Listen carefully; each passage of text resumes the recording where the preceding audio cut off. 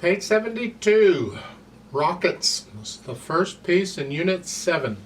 So please, before we go on, make sure you really understand all that stuff we've been talking about prior to this in this book. The whole book, everything. 4 rockets, let's look at this. It's 2 lines long. The time signature is 3-4. Oh, this is interesting. They're introducing a new time signature because up until now it's always been 4-4. Well, if you know what the numbers mean, then it doesn't matter what the time signature is, you can figure it out. The top number tells you how far you have to count, or how many beats in a measure. We've been counting to 4. 1, 2, 3, 4, 1, 2, 3, 4, blah.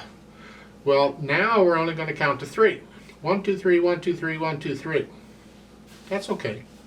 The bottom note tells you what you're counting, and the 4 is still a 4, so we're still counting quarter notes. So there is the equivalent of, or the same as, 3 quarter notes in every measure. Thereabouts, something like that. Let's talk right hand first. When it comes in, you're here. Look at these 3 notes in this measure. You have a C, an E, and a G. Remember those notes?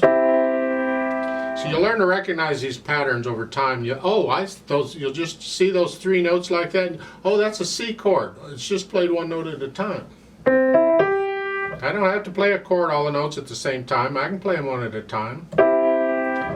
And then the next measure is now. That's about it for the right hand. Left hand, if you look at that, the first measure, all 3 of those notes, C, that's a C chord. And then 2 measures later, the G7 chord, C chord. So when you start recognizing these patterns in the music as you're reading it, it makes reading it so much easier. It makes learning the pieces so much faster. And your sight reading improves a lot because you'll see these in the pieces, your sight reading, and you'll, oh, I know what that is. And instantly, it's just glancing at it, you can see the first 2 measures. You don't have to worry about 6 notes. You already know what they are because you're learning to group these notes together in chord and in various patterns that you're going to see over and over and over and over again. So let's put the hands together slowly. We're in C position, obviously. Here. Is that slow for you? It is for me. Because we're going to go my slowly. You do this.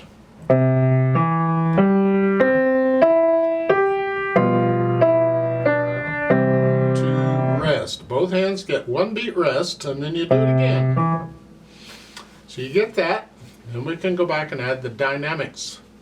Finally, they're doing the dynamics the way they should be doing them. You get 1 dynamic in the middle, and that's it.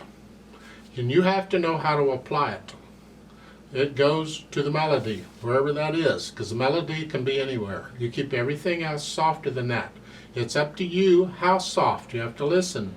And just make sure you can hear the melody. Everything else supports it. So it's here. This is melody here. It's all melody. Now, the right hand is melody. Keep the left hand soft. Even there, the right hand we want to hear. Keep that soft.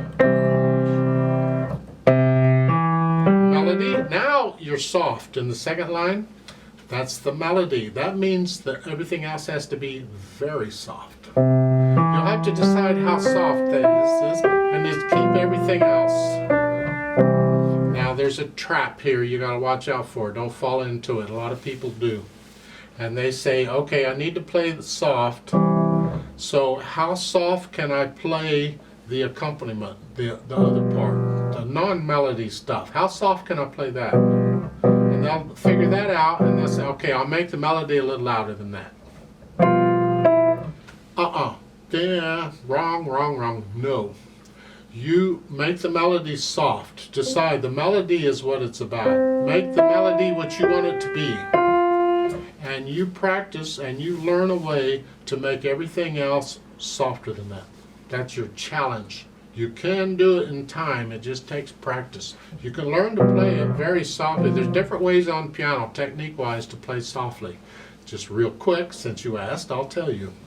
One way is you feel real light. You have to be careful with chords because you still want the notes to go down at the same time. So another way to do it is on a piano, the slower the key goes down, the softer the note it's going to be. In fact, you can push the key down so slowly the note won't even sound. You can go down. So if you're thinking, just go down slowly, it'll be soft. That's hard to do because you have to time it with the other hand so it goes down at the same time. Because this is not going to go down slowly. That's hard to do, but you need that control, so I encourage you to practice that. Another way of doing it is rather than pushing straight down, go in at an angle, because if you go in at an angle, the speed you go straight down is less because you're going at an angle, so this is less. So go in, you can go in, you can come out.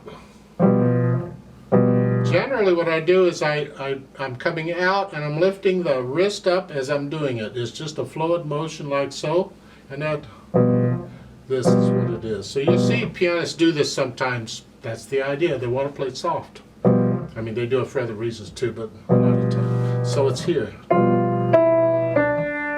You can play it so soft you can hardly hear it, but it's something you work on over time to develop that control. It's really important to be able to do that. And you got to do it in either hand. So we'll talk about the right hand doing that in the next video because it's reversed moderately fast, whatever that is to you.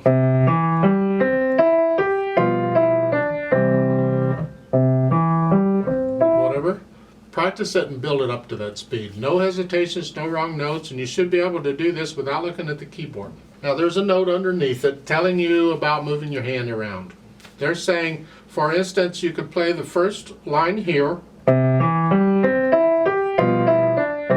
during that rest, you move both hands up, just pretend middle C goes up here and play it again, and play the second line up here. Then they're saying, well, play it again, and this time start here, moving up again.